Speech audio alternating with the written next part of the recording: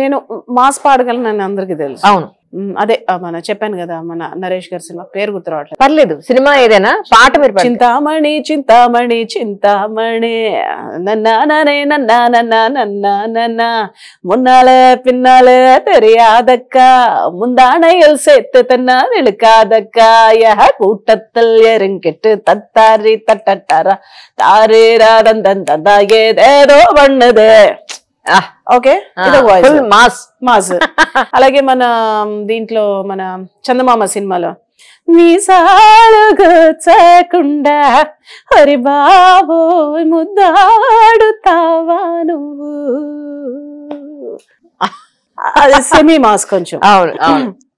అలాగే మీనా మీనా జలతారు వీణా ఏమా ఏమా ఇది కల కాదులేమా జలాలి లాలి పాటలో జరించు ప్రేమ బాటలో జలదంతలో వింతలో జరిగేను సంగమం మీనా మీనా.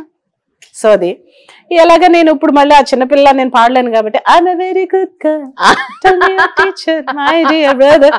అవును. సో ఇన్ని వేరియేషన్స్ ఉన్నాయి. కానీ జానకమ్మ గారు, అమ్మో జానకమ్మ గారు కదా, అమ్మో పిల్ల వాయిస్ కూడా అసలు రియల్ గా చూసినా కూడా నమ్మలేదు. పాట అసలు కదా, ఆ ఏజ్ లో పాడారు ఆవిడ ఆ పాటని, చాలా పెద్ద ఏజ్ లో. ఐ థింక్ మీరు దాన్ని పాడలేనేమో అని మీరు అనుకుంటున్నారేమో. ఐ థింక్ మీరు ట్రై చేస్తే మీరు కూడా చేయగలరేమో. ఏది ఏది ఏదైనా సరే, అది చిన్న వాయిస్ కూడా చిన్న ఎంతైనా కొంచెం తెలిసిపోతుంది వచ్చిన తర్వాత. సెట్ అయిపోయింది. ఇప్పుడు అలాగే సరే సపోజ్ నాకు అయ్యో ఈ పాట పాడుంటే బాగుండేది అనిపిస్తాయి కదా పాటలు. Correct correct. రీసెంట్ గా మన దేవరా సినిమాలో శిల్పారావు పాడింది వాస్తుకాలేసిందే నీ వరాల మొగసిరి హత్తుకోలేవా మరి సరసన చేరి చెయ్యరా ముద్దుల దాడి ఇష్టమేని సందడి ముట్టడించి ముట్టేసుకోలేవా ఓసారి చేజారీరా నా బంగారు నెక్లెస్ నా ఒంటికి నచ్చట్లే నా తిప్పలు కొంచెం ఆలోచించు. సో ఈ సాంగ్ సో నాకు డిఫరెన్స్ ఏం కనిపించలేదు యాక్చువల్లీ. సో సాంగ్ లో దమ్మున్నప్పుడు సో అది పాడితే డెఫినెట్ గా బాగుంటుంది వాయిస్ మ్యాచ్ అయినప్పుడు. సో అట్లాంటి సాంగ్స్ పడితే ఏంటంటే నాకు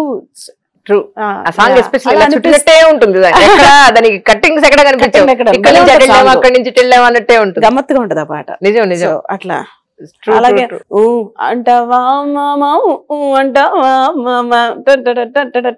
ఈ కైండ్ ఆఫ్ నాకు మ్యాచ్ అవుతాయి బాగా సాంగ్స్.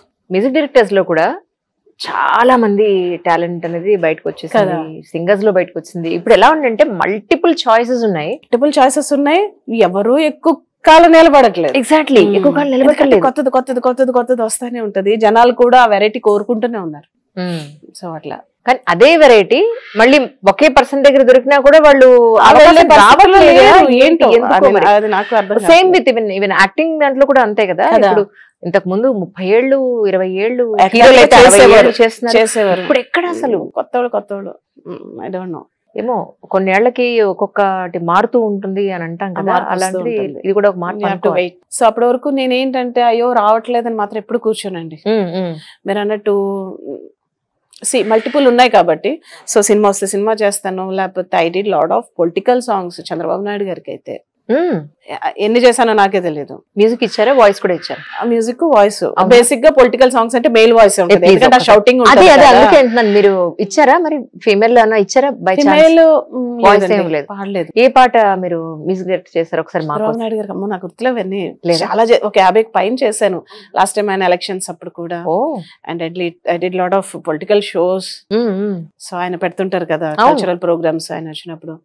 సో అట్లాగే యాడ్స్ వస్తే యాడ్ చేస్తాను. యాడ్ అంటే గుర్తొచ్చింది, మన సచిన్ టెండూల్కర్ కేరళ బ్లాస్టర్స్ కి ఫుట్బాల్ లీగ్, సో తనే ఉన్నాడు మెయిన్ గా. సో దానికి ఒక థీమ్ సాంగ్ కావాలంటే చాలా మందితో ట్రై చేస్తారు వాళ్ళు. మీ వరకు ఎలా వచ్చింది అవకాశం? అది కదా నాకెవరో చెప్పారు, చెప్పి మీరు కూడా ట్రై చేయండి. అంతమందికి అవ్వంది, నాకెందుకు అవుతుందిలే అని నేను ఫ్లూగా ఒక ట్యూన్ పంపాను, అది నచ్చేసింది. నచ్చేసి సో ఫైనల్ గా సాంగ్ రికార్డ్ చేసి కేరళలో రిలీజ్ చేశారు. ఆ సాంగ్ ని రిలీజ్ చేసి Sachin Tendulkar he spoked about me. We are very proud that 12 ఏళ్లకి ఒక అమ్మాయి మ్యూజిక్ డైరెక్టర్ అయింది. I'm so happy to collaborate with her. And నేను ఎలాగ సెంచరీ చేశానో తను కూడా అలాగే సెంచరీ చేయాలని హీ విష్డ్ మీ. చూసారా, సెంచరీ ఆయన అన్నారు, నేను తేడా ఏం లేదు అక్కడ. సెల్ఫీ అప్పుడు నాకు సెల్ఫీ పిచ్చి, ఎంత ఎదురుగుండా తీసినా ఆ సెల్ఫీ తీసుకోవడం. ఈవెన్ చంద్రబాబు నాయుడు గారికి కూడా చంద్రబాబు నాయుడు గారు సెల్ఫీ తీసుకుంటే ఎక్కడ చూడాలమ్మా అని అడుగుతారు. పాపానికి తెలీదు, సార్ ఇక్కడ చూడండి సార్ అంటే ఇక్కడ చూసారు, అందరు ఇలా చూస్తారు, ఆయన ఏంటి ఇలా అడగడం ఏంటి అని. సో ఈవెన్ సచిన్ తో కూడా సెల్ఫీ. So like that. ఏమిటో ఆ సెల్ఫీలో ఉన్న అందేంటో నాకు ఎంతవరకు అర్థం కాలేదు. సెల్ఫీలో నేను ఎప్పుడూ బాగుండను, ఫిల్టర్లు పెట్టుకోవడం తెలియదు, అంతే ఎవరైనా అందంగానే కనిపిస్తుంది. ఇప్పుడు సచిన్ టెండూల్కర్ అదే సాంగ్ ఏదైనా మా కోసం చిన్నది ఏమన్నా పాసిబిలిటీ? అది చిన్న ర్యాప్ లా ఉంటది అది సాంగ్. నా ఉద్దేశం టాలెంట్ బయట తీసుకోవడం. అది ఎందుకు వండకెమ్మటం చొండకెమ్మటం అది మలయాళంలో ఉంటది. అది కేరళ బ్లాస్ట్ జింటక చక్కని ఈ కైండ్ ఆఫ్ లో ఉంటది. అది నాకు చేయడం వచ్చు కానీ పాడడం రాదు. నేషనల్ అవార్డ్ జ్యూరీలో మీరు పుష్ప మూవీ కూడా మీ జ్యూరీలో ఉన్నారు యాక్చువల్లీ? ఉన్నానండి, నేను 2023 ఎగ్జాక్ట్లీ. కానీ అంటే నేను జనరల్ గా సోషల్ మీడియాలో ఉన్న మాటే, సొసైటీలో ఉన్న మాటే నేను మిమ్మల్ని అడుగుతున్నాను. జ్యూరీలో మీరు కూడా ఉన్నారు కాబట్టి. అవును. పుష్ప సినిమా చూసి మనం ఏం నేర్చుకుంటాం? ఆ హీరోని ఇలా చూపించారు అంటే ఇలా స్మగ్లింగ్ చేయమనా, ఇలా చంపేయమనా, ఇలా ఉండమనా అనేది చాలా మంది ఆ అవార్డు వచ్చినప్పుడు అన్న మాటలు. అవును, నేను విన్నాను. దాన్ని మీరు ఎలా సమర్థిస్తారు? నేను అసలు జ్యూరీకి వెళ్ళొచ్చిన తర్వాత 5 days అదే అనౌన్స్ అయిన తర్వాత, అవార్డు అనౌన్స్ అయిన తర్వాత జస్ట్ నేను బయటకు వెళ్తే మొత్తం మీడియా నా గుమ్మ ముందరే ఉన్నారు. ఏంటి ఇలా వచ్చారు అని అన్నారు. అవార్డు ఇచ్చింది మీరు కూడా ఉన్నారు కదా, మీరు కూడా ఉన్నారు కదా, ఏంటి సమాధానం చెప్పండి అన్నారు. అదేదో నేనేదో తప్పు చేసినట్టు ఏంటిది. బికాజ్ అంటే యాక్చువల్ గా అవార్డు వాళ్ళకి ఇచ్చే వరకు కూడా రూల్స్ ఏంటంటే I should not reveal anything, అక్కడ ఏం జరిగింది, వాట్ ఎలా. ఇప్పుడు నేను ఒక్కదాన్నే ఉండను. సో కన్నడ నుంచి నేను కన్నడ తెలుగు నేను జ్యూరీగా ఉన్నాను. సో యాక్చువల్ గా చాలా చాలా ఫైట్ అయిన తర్వాత ఆఫ్టర్ 69 years ఒక హీరోకి, తెలుగు హీరోకి రావడం అనేది. అలాగే 11 అవార్డ్స్, ఈవెన్ కీర్వాణ్ అన్నయ్యకి వచ్చింది, అలాగే భైరవకి. సో నా విజన్ ఏంటంటే భైరవాని, కీర్వాణ్ అన్నని తండ్రి కొడుకులు ఒక స్టేజ్ మీద చూడాలి. సో అలాగే భైరవకి, కొమర భీముడోకి నేను ఇవ్వడం జరిగింది. అంటే నేను ఇచ్చినంత మాత్రాన పైన మళ్ళీ దాన్ని చేయాలి ఉంటుంది. సో నాకు అనిపించింది అభిప్రాయం, నేను చెప్పిన ఇదైతే బాగుంటుంది, ఇదైతే ఈ మూవీ అయితే బాగుంటుంది సో అని. సో అప్పుడు కూడా నాది డెక్కన్ క్రానికల్ లో కూడా నాది ఫ్రంట్ పేజ్ ఆర్టికల్ కూడా వచ్చింది, బికాస్ అది కాంట్రవర్సీ అయింది. సో శ్రీలేఖ ఉన్న బట్టి బ్లడ్ రిలేషన్ కాబట్టి కీర్వాణ్ గారికి, భైరవకి ఇచ్చేసారు. సి ఆల్రెడీ ప్రూవెన్ మూవీ అది, ఆస్కార్ కూడా వచ్చేసింది మూవీస్. అందులో మళ్ళీ నేను కొత్తగా ఉన్న వాటిలో వాట్ ఈస్ ద బెస్ట్ అని నేను సజెస్ట్ చేసి ఇస్తాను. సో మీరు అన్నట్టుగా పుష్ప వరకు వస్తే, పుష్ప నేనేమి బెస్ట్ మూవీ కింద ఇమ్మనలేదు, ఆర్ బెస్ట్ స్టోరీకి ఇమ్మనలేదు, బెస్ట్ స్క్రీన్ ప్లే ఇమ్మనలేదు, బెస్ట్ ఆర్టిస్ట్. సో పుష్ప మూవీకి అల్లు అర్జున్ గారు కాకపోతే ఇంకొకరు ఊహించుకోలేము. మీరు అన్నారు కదా బాలు గారు కాకపోతే కొన్ని పాటలు ఊహించుకోలేము. సినిమా ఈజ్ ఎంటర్టైన్మెంట్, అందులో ఎంటర్టైన్మెంట్, సినిమాని సినిమాలో చూడాలి. అండ్ ఆ మూవీలో చూసారంటే అల్లు అర్జున్ గారు ఫస్ట్ నుంచి లాస్ట్ వరకు కూడా ఒకటే బాడీ లాంగ్వేజ్ మెయింటైన్ చేయడం అనేది హైలీ, ఆయన పెర్ఫార్మెన్స్ కానీ ఆయన ఇది కానీ.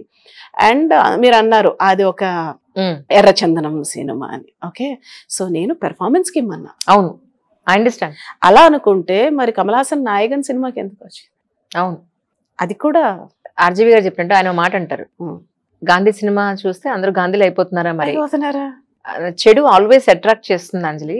ఆయనతో ఎర్రచందనం చిచ్చి సినిమా అనుకుంటే ఎందుకు ఆడింది, ఎందుకంత జనాలు చూసారు? సో సినిమా లాగా అందులో పాటలు కానివ్వండి, పెర్ఫార్మెన్స్ కానివ్వండి.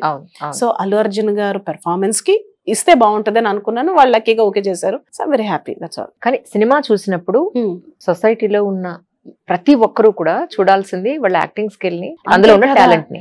కానీ తాగేస్తాను, వాళ్ళు ఎక్స్పోజ్ చేశారు కాబట్టి నేను బయట ఎక్స్పోజ్ చేసేస్తాను, ఇది కాదు కదా నేర్చుకోమని చెప్పట్లే కదా డైరెక్టర్స్. ఇప్పుడు చక్కగా పాట పాడుతున్నారు, పాట నేర్చుకోండి, మీకు ఉపయోగపడుతుంది. అట్లీస్ట్ మీరు ఎక్కడైనా ప్రొఫెషనల్ సినిమా చూసి ఏం నేర్చుకోవాలండి, నేర్చుకోమని సినిమా చూడండి తీయలేదు కదా.